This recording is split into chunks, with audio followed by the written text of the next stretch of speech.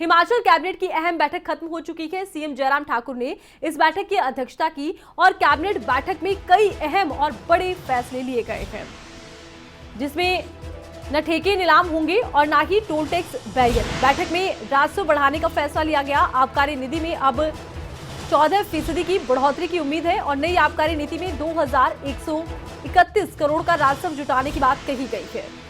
तो बड़े फैसले कैबिनेट की बैठक में लिए गए हैं।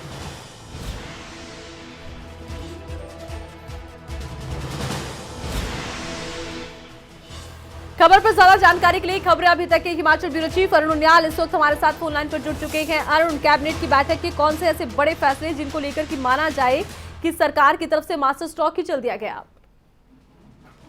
देखिए आरती, ये पहले से ही तय माना जा रहा था और जिस तरह से हम सुबह से लगातार एक बात को कह रहे थे कि ये जो नई आबकारी नीति अगले वर्ष के लिए लग जानी है, जिस पर कैबिनेट की मुहर लगनी है इस बैठक में, उसमें ना तो किसी ठेकों को नीलाम करने की बात हुई है, ना टोल टैक्स बैरियर को नीलाम करने की बात हुई है।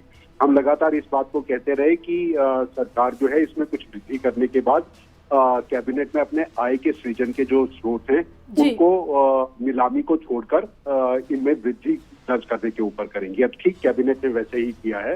आबकारी नीति जो अगले वित्तीय वर्ष के लिए लागू, उसमें कहा गया है कि 2131 करोड़ रुपए का राजस्व जुटाने की एक लक्ष्य को रखा गया है, जिसकी वजह से 264 करोड़ जो पिछले वित्तीय वर्ष में हमारी राजस्व आबकारी नीति की वजह से मिला था, उसमें 264 करोड़ रुपए की तकरीबन वृद्धि होगी।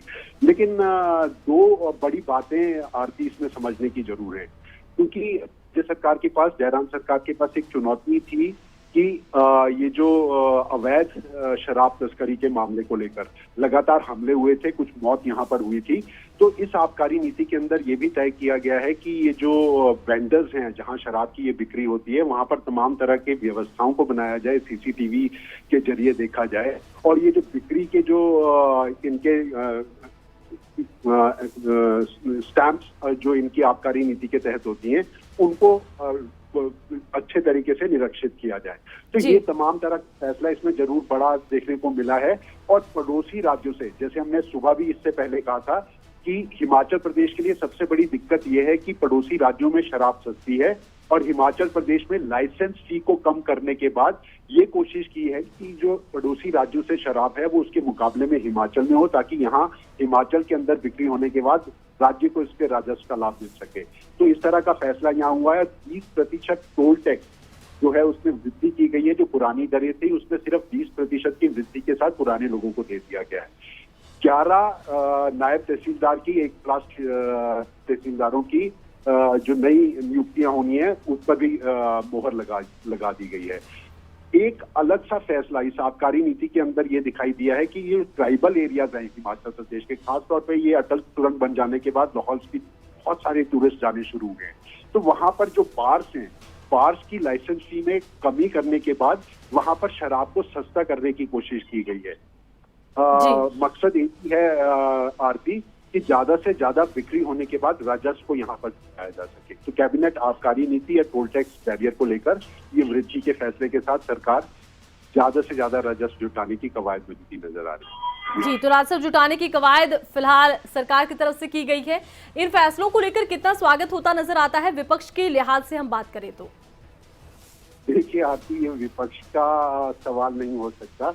आबकारी नीति देखिए, हिमाचल प्रदेश जैसे राज्य में जहां तमाम तरह के औद्योगिक निवेश वगैरह नहीं है, तो राजस्व जुटाने के लिए सबसे अगर कोई संसाधन जिससे सीधा टैक्सेशन के जरिए हम कह सकते हैं, और वो भी ऐसी चीज पे जिसको लग्जरी आइटम, शराब की बिक्री को ये माना जाता है कि आम आदमियों के लिए या किसी भी उसके लिए खास जरूरत की नहीं है, लग्जरी आइटम है, और इसको लेकर जो है सरकार ने फैसला किया।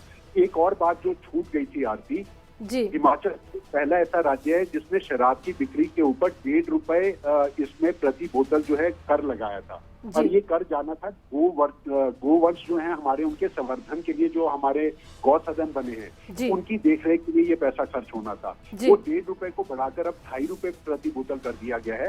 यानी जो शराब की बिक्री होगी, जो शराब पीने वाले लोग हैं, उनकी जेब से निकलने वाला पैसा गांव के गौ सदन के लिए, गौ वंश के संवर्धन के लिए, इनके इसमें सरकार खर्च की कवायद में जो पहली तैयारी कर चुकी थी उसको आगे बढ़ाती नजर आई है।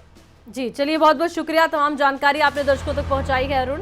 तो कैबिनेट की बैठक खत्म हो चुकी है, अहम और बड़े फैसले लिए गए हैं, जिनमें सबसे बड़ा फैसला आबकारी नीति 14% की बढ़ोतरी के साथ सामने आया है। और दूसरा जो फैसला है उसमें भी एक बदलाव है। टोल टैक्स को लेकर पहले कहा जा रहा था कि इसमें बदलाव होगा, लेकिन इनकी दरों में जो बदलाव है कोई बहुत बड़ा बदलाव नहीं है।